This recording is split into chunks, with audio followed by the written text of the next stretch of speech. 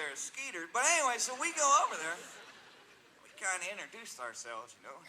Finally, one of those fellas said, he said, so, what are y'all doing out here? And Skeeter said, oh, yeah. He said, we're doing a little research. He said, we're working on our doctoral theses.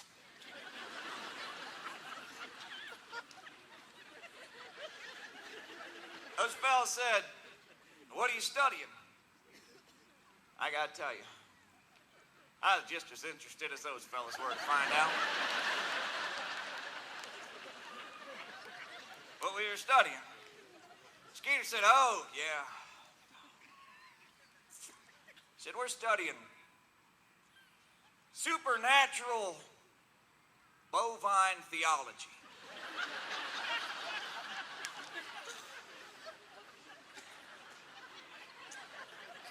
He said, we're studying the great cow goddess, Montina.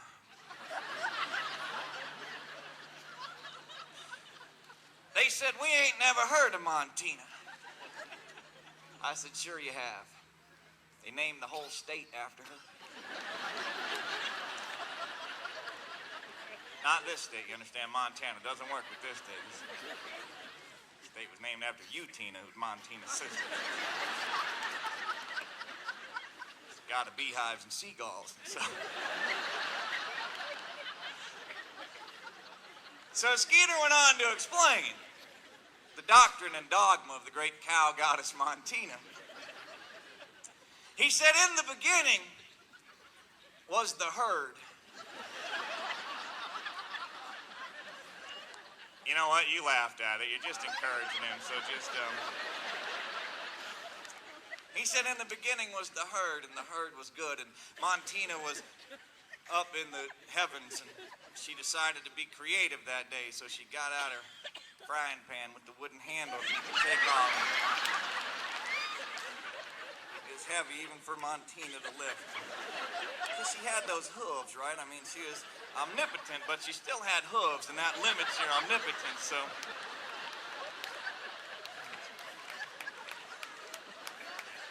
I hope somebody wrote that down. Andy, did you get that from me? You got that little recorder thing with you? Say it there, ungulate omnipotence. And then, so she created the universe and all its vast wonders and the constellations and the black holes and the solar systems. Little things that spin around other stuff. She created our solar system. She created our planet. She created the planet Earth, Montina did, Skeeter explained. And then Montina was a little bit lonely, Skeeter explained, so she decided to create herself some company. So she created the first two cows. She created Botox and Bowtie. She placed them down in the Garden of Eden, or Pasture of Eden, I'm sorry, that's a different story. Pasture of Eden.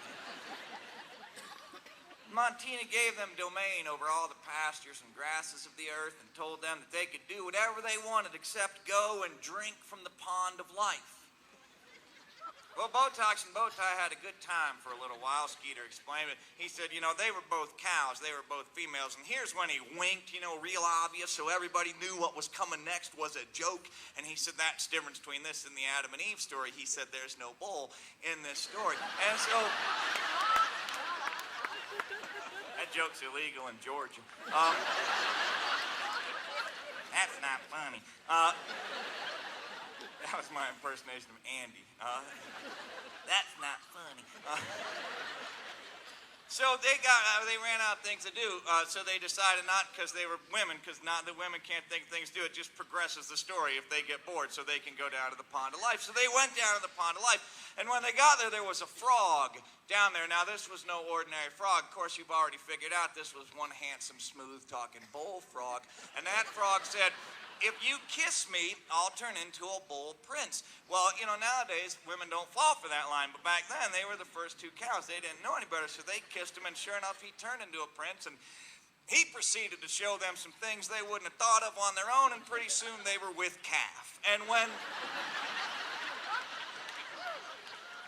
Montina got word of that, you know, she was pretty upset. She came down there to straightened some stuff out down there in the pasture of Eden, and she, couldn't find Botox and bow ties. She called for them, and finally they came out, and she said, "Where you been?" They said, "We've been hiding." And she said, "Why were you hiding?" And they said, "Because we were naked and ashamed." And she said, You're not naked, you're cows."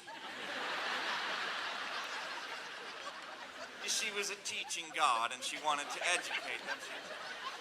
But she was still upset. Like any good teacher, she was willing to impart knowledge, but also punishment. So she kicked them out of the pasture of Eden, Skeeter explained, and told them that from that point on, they would be ruled over by men in big hats with pointy little boots. And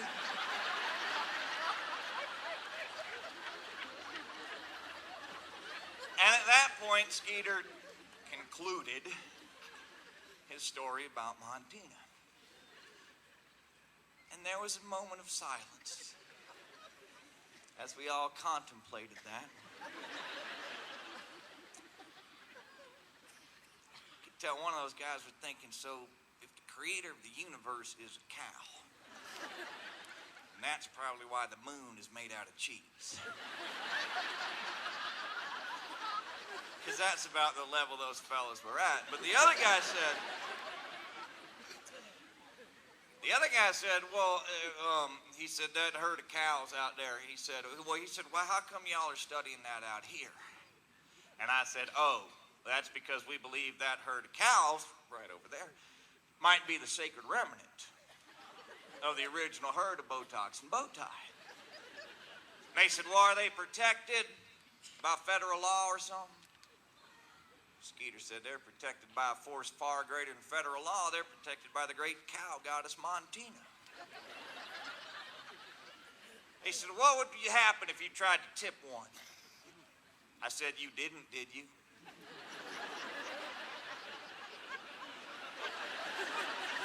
They said, no. Well, we might have.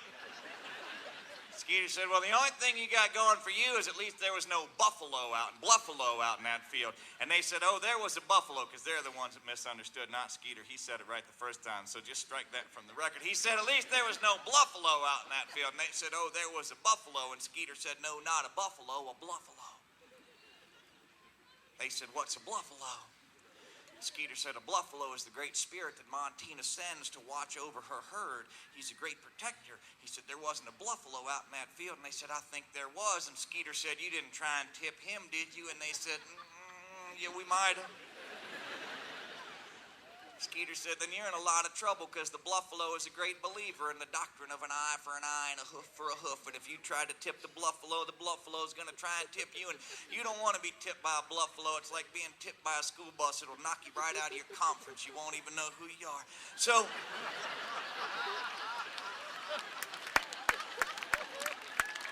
they said, what do we do?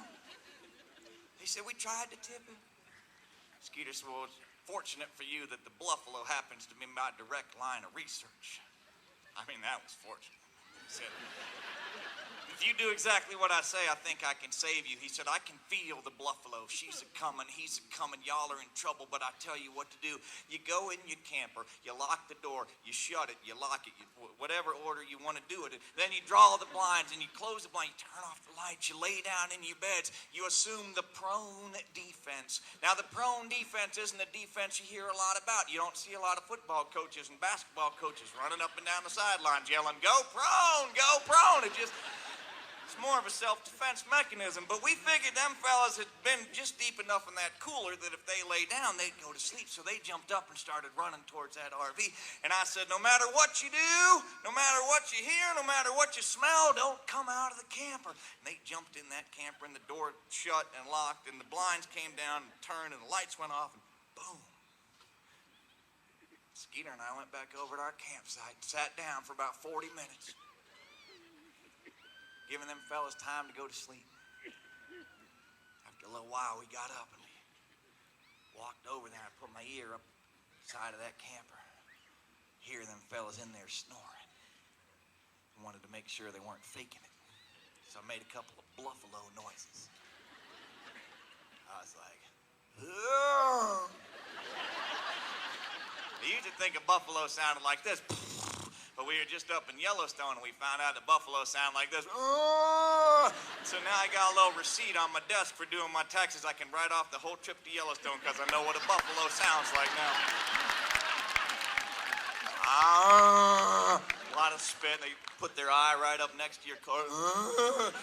So I made buffalo noises, bluffalo, but they didn't know what an accurate buffalo noise was because they'd never been to Yellowstone, even though they lived in Flathead County. But it didn't matter because they just didn't pay attention. And so they didn't wake up. That's the important part. So we put our plan into action. I took a piece of firewood and I found what I thought was the middle of the frame of that 50-foot RV. I laid that piece of firewood down there. Skeeter got out his hydraulic jack. Now this is a dandy of a jack. It'll go up about 4 feet in about 30 seconds. He laid that on that piece of firewood. He started to crank that thing up, and pretty soon that camper started to lean over just a little bit. And we heard the unmistakable bump, thump, thump, thump, the sound of a very drunk man rolling out of his cot, and now across the inclined floor of his camper screaming, "Oh no, the buffalo, the buffalo!" I put my hands on the side of that camper. I started rocking it back and forth. We were going to do a little camper tip, and now it's harmless. Got that thing going, and just as I hoped, it fell, and it fell right over into that cow pasture. And apparently buffaloes do not like large white rectangles falling into their pasture in the middle of the night, because that buffalo scraped the ground a couple of times and shot off across that field toward that camper, toward the roof of that camper. And you can be sure, if there's anything you can be sure of in this lifetime, it's that the engineers who design RVs never once stop to ask themselves,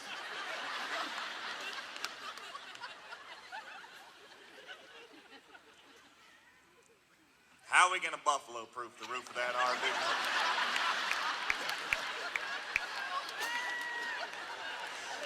That buffalo went through the roof of that RV like a bullet through a bucket. You could hear it bouncing around inside. It sounded like a little ball inside of a spray paint can. And now those fellas were coming out of the windows that were on the roof. Now on the roof, was the side, but now it's the roof of that can. It was Newton's first law, or third law in action. There was an equal and opposite reaction. They were climbing out going, "The buffalo, the buffalo!" Skeeter said, "Save yourself!" They said, "What do we do?" And Skeeter said, "Take off all your clothes."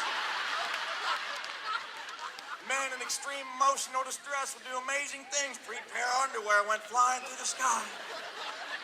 I said, "Do the dance of the buffalo." And they said, "What's the dance of the buffalo?" And I did my best Kevin Costner from Dances with Wolves.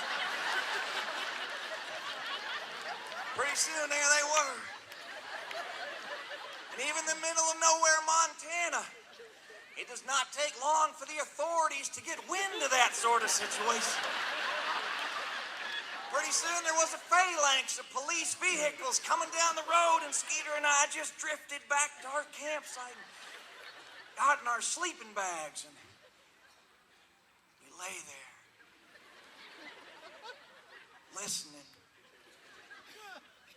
to the sweet, melodious sounds of 3 very drunk, very naked, very handcuffed men trying to explain to a very humorless sheriff just exactly why they were doing the naked dance, the buffalo on the side of their camper in the middle of the night.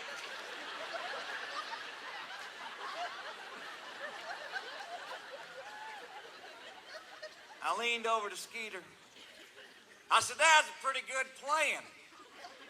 He said, "Yeah." He said, "I sure turned that summer assault vehicle into a somersault vehicle." Come to the festival tomorrow. Thank you.